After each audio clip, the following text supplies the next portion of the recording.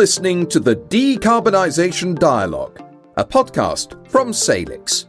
Welcome to Delivering on Climate Change, our collective challenge. Welcome to the Decarbonisation Dialogue.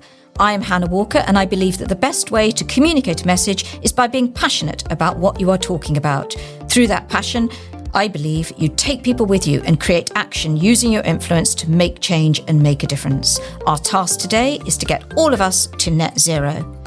My guest today is Andrew Prag. Andrew is Managing Director for Policy at the We Mean Business Coalition, which is a global non-profit coalition working with business to take more action on climate change.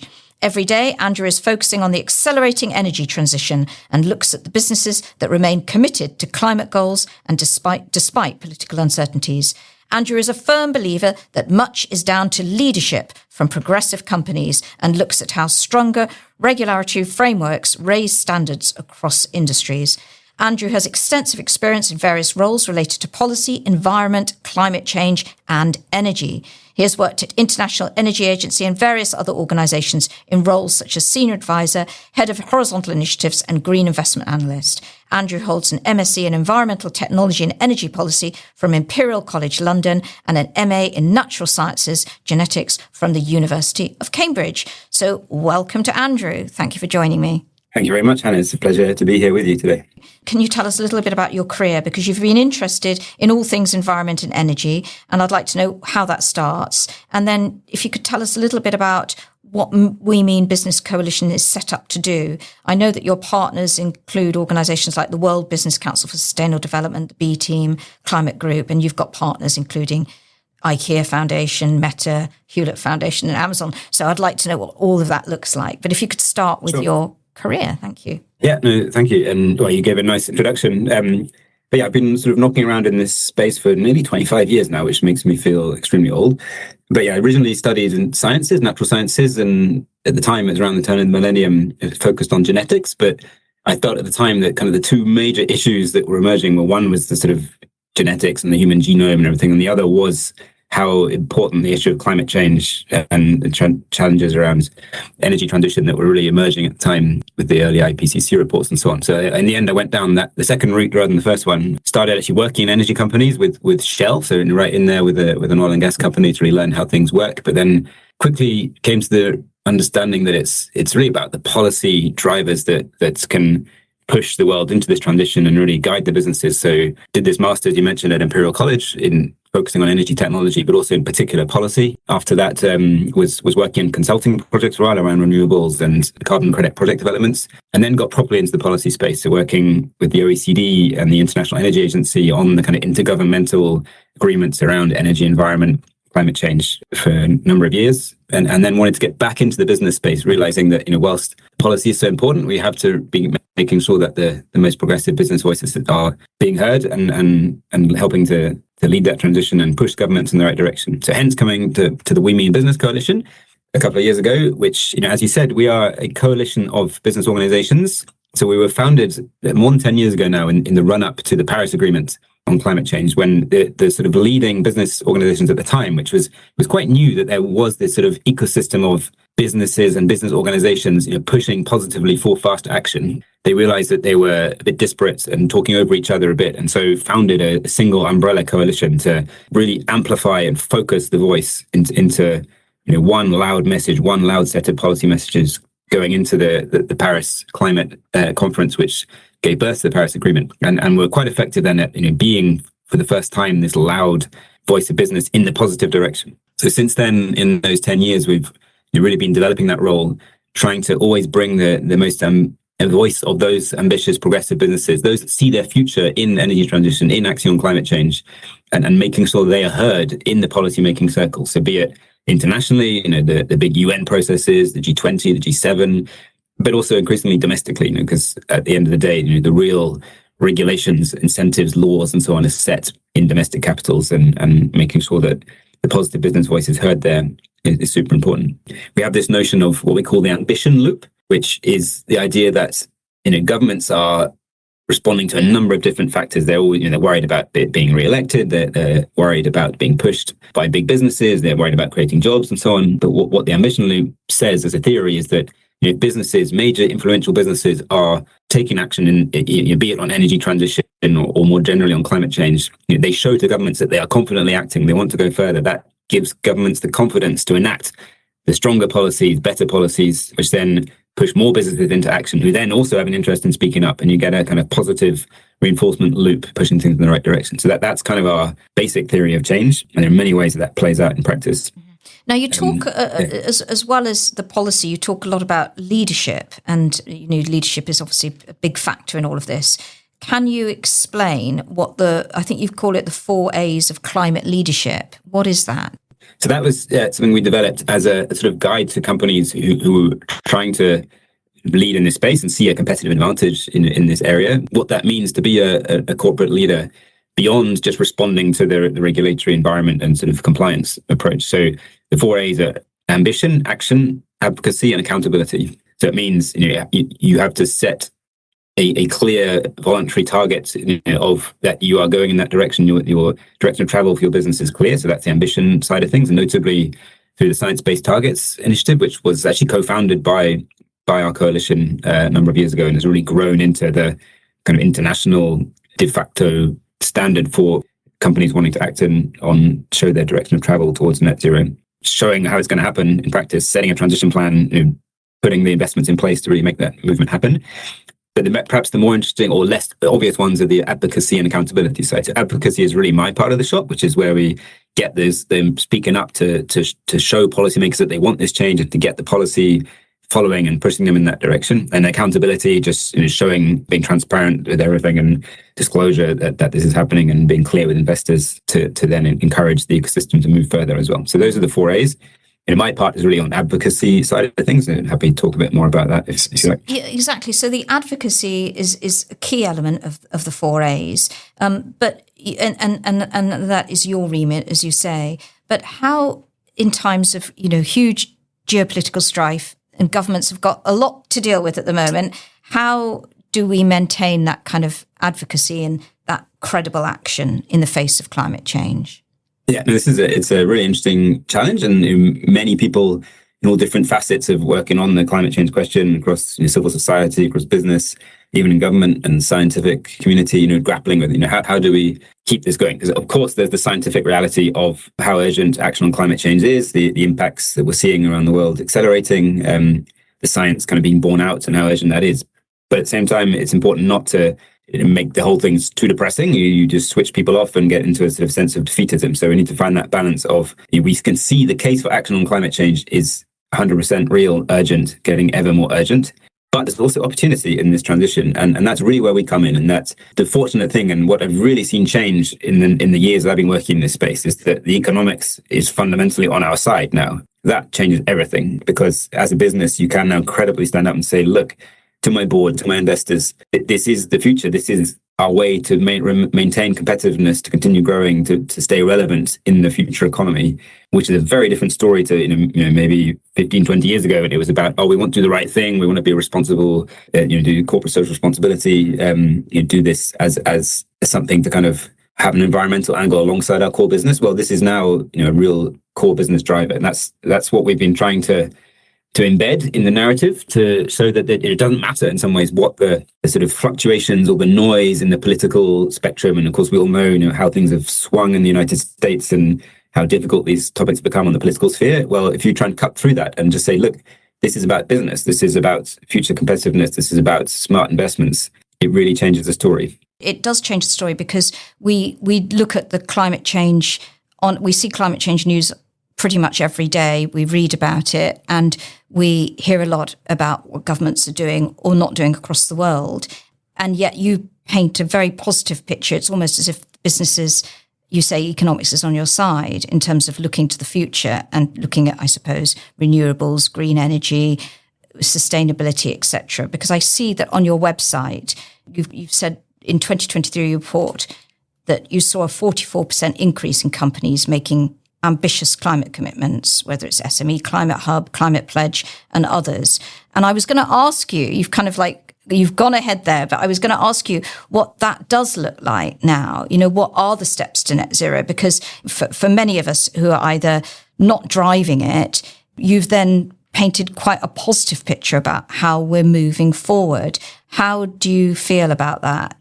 We don't want to sugarcoat how difficult the politics is now, in particular in the United States, but also internationally. This has become a topic of political division, almost the point of kind of tribalism. That if you're on one political party, you're for this, and if you're on the other side, you're just against it by sort of default state, which does make things difficult. But it doesn't have to be that way, because if you cut through, it's more likely that people on the right side of the political spectrum are against these kind of issues on principle, and those on the left are for it. That of course there are many exceptions, but that's sort of the general sense of things. And yet, if this becomes a core business investment issue, competitiveness, jobs, then those are fundamentally conservative, right of centre principles, and we can start to cut through this narrative that this is a kind of left versus right issue. So that's why we take positive signs from that, and the signals that this transition is really accelerating for those reasons. So whilst, as I said before, the science is extremely concerning, extremely urgent, you can't hide from that. And we are probably set to have some very serious impacts of climate change baked in come what may, and we're going to have to work on that. But the importance of transitioning as fast as we can, because every ton of emissions matters, every tenth of a degree of warming globally really matters. We have to do what we can to accelerate the transition. And what we see is the signs of, when you look back at historical technological transitions, it always starts slowly, and then suddenly it happens much faster than anyone thought. And this is what they call the S-curve economics, where the bottom of the S is a gradual curve up, and then suddenly it goes up the vertical bit of the S. And that's what we're starting to see in many of these technologies. And so, you have to take positivity from the fact that history has shown these transitions can happen much faster than you think. In terms of, how businesses are reacting to the politics at the moment, because, that's a great picture I'm painting, but let's face it, if you're a CEO, particularly with operations in the United States at the moment, there's genuine threats to your business from it being too forthright on these issues at the moment, because of that deep tribal politics. But we surveyed, for example, 1,500 business leaders around the world about their attitudes towards energy transition, and 97% of them, so almost unanimous, strongly supported a shift, rapid shift to a renewables-based electricity system. 90% of them said that was an important factor in choosing where to place their investments.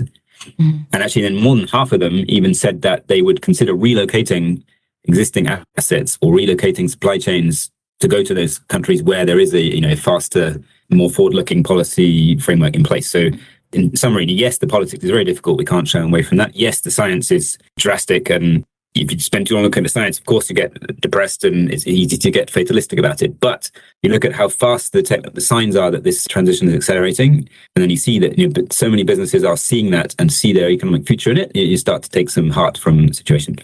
So you're working heavily, obviously, on the advocacy, the policy, obviously very closely with the businesses and how we transition to net zero. And we're all with the big picture in mind to limit that global temperature increase, which is what is on everybody's minds. But how do you see a just and climate resilient net zero? How do you see a fair transition for everybody? Yeah, this is absolutely a crucial aspect. And I think the issue of affordability is absolutely paramount at the moment. For all this positive picture I was painting around the falling cost of technologies and the speed of accelerating transition, that's got to be felt by everybody, right? They've got to see it in their end of the month financial situation. They've got to feel it in their pocket. They've got to see it in their electricity and their energy bills. And that policy has a lot to play in that, because, we know it take the electricity, for example, renewables are now almost everywhere the cheapest form of new electricity. People have to see that in their bills, right? And if it's still, until they do, it's easy for those who are incumbents who want to slow down this transition, who have vested interest in the fossil sector, to paint a picture of this being too expensive, or it's all for the elites. So there's a huge amount of work to be done to change that narrative on the narrative side, and then also so that it's really felt in people's pockets. And there's a huge scope for action. If you look at how governments spend their money supporting different parts of the energy sector, for example, around $1 trillion per year spent on fossil fuel subsidies, different types for production, subsidizing producers of oil and gas, and then particularly most of it actually on the consumption side. So, making fossil-based energy cheaper for people, which of course is a big priority of most governments.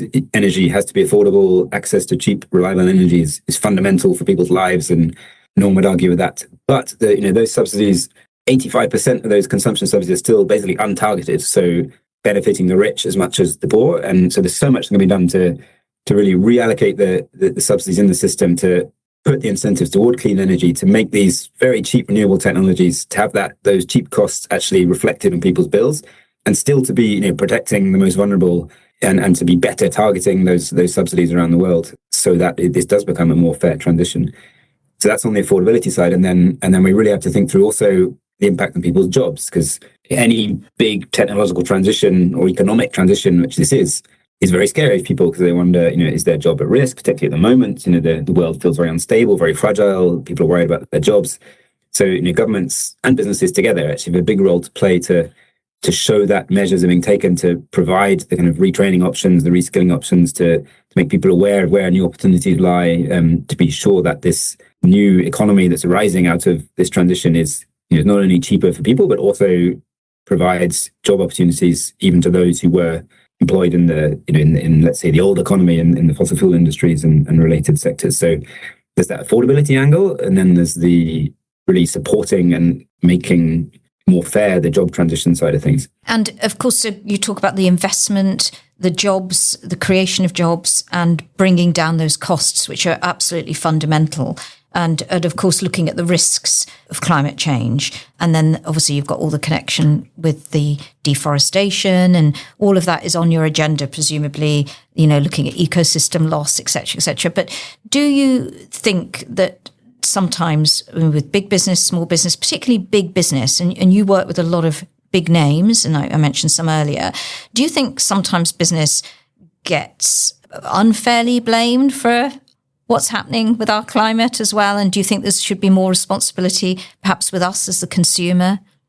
We all have a role to play in this as individuals and through the organizations we work for. We should all be trying to take responsible decisions around our consumption, our investment decisions as individuals, in terms of our mobility, our houses, our leisure, our travel, and so on. But it's really it's not all at the foot of the consumer. There was a time, about 20 years ago, when some of the oil companies were sort of trying to put this all at the blame of the consumers. They're buying our oil, so we have to keep producing it. And the whole system that has to change here. And that's why we really work with the big economic actors on the business side to have them, or those who are leading and seeing their future in transition as being the loud voices, and then push governments to change the policies, both in terms of how businesses invest, but then also how governments send signals to consumers about the nudges they can make to encourage people's consumption, purchase decisions in different directions. So we will have a role to play in